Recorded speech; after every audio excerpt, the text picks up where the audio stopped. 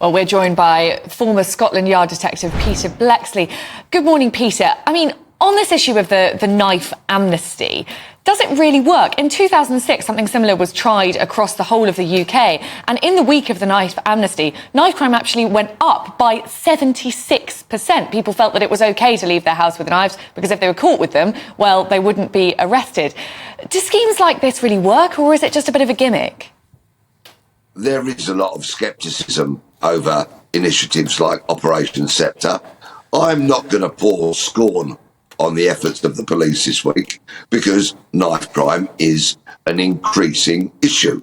But I would take slight issue with the police officer who said there has been a slight increase in knife crime. That is only the reported crime.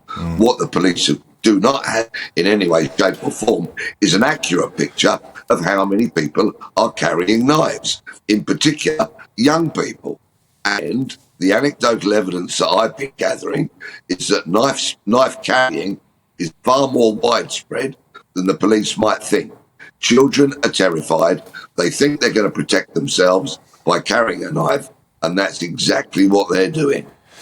Peter, when we look to cities and areas of the UK that have had successful clampdowns on knife crime, places like Glasgow, they had a much more joined-up approach and it was much more robust, the sort of policing, no doubt, that you would like to see. More stop and search, more threats of immediate custodial sentences, no more soft soaping, no youth clubs, but actually grassroots policing where you put the foot down.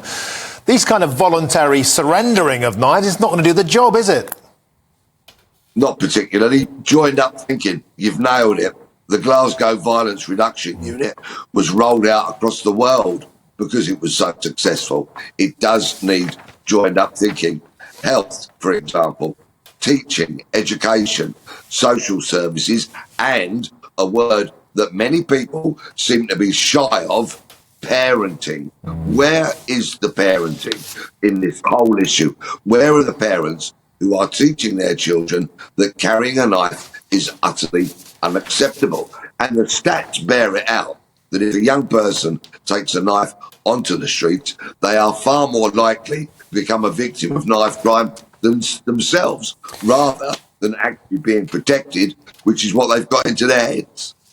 Peter, you're talking absolute common sense. Again, fatherlessness in particular plays a huge factor, doesn't it? When you look at the numbers, 95% of gang members grew up in a fatherless home. 85% of prisoners grew up in a fatherless home. But you can't just magic fathers into families where they're absent. So how do we tackle that? How do we give these young men who are going wayward, how do we give them positive role models so they're not going towards the negative role models of the gangsters? Absolutely. Mentoring schemes, but they, of course, cost money. What we do not want is young, impressionable boys who don't have a father in the home turning to drill rappers for their influences, for example, because being a drill rapper is a pretty cast iron way to shorten your life, unfortunately.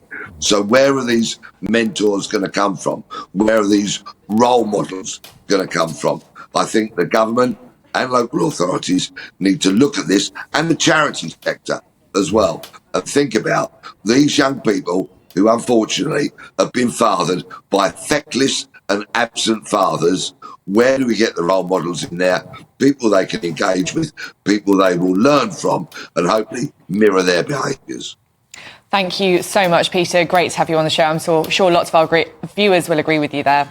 He's absolutely got a point. Every time he comes on GB News, I think, if we have people like him in charge, we might have half a chance. Instead, we got Sadiq Khan throwing £3.5 million at youth clubs and thinking that's going to solve it. It's not going to solve it. We need to be much more robust. And as we saw, as Peter said, in Glasgow, when you put your foot down and when you say, if you carry a knife, you're getting nicked. No ifs, no buts, it works. These bans on zombie knives and machetes, which the government has been shouting about for so long, and they just don't work. It's as easy as ever it was to buy a zombie knife on the dark web.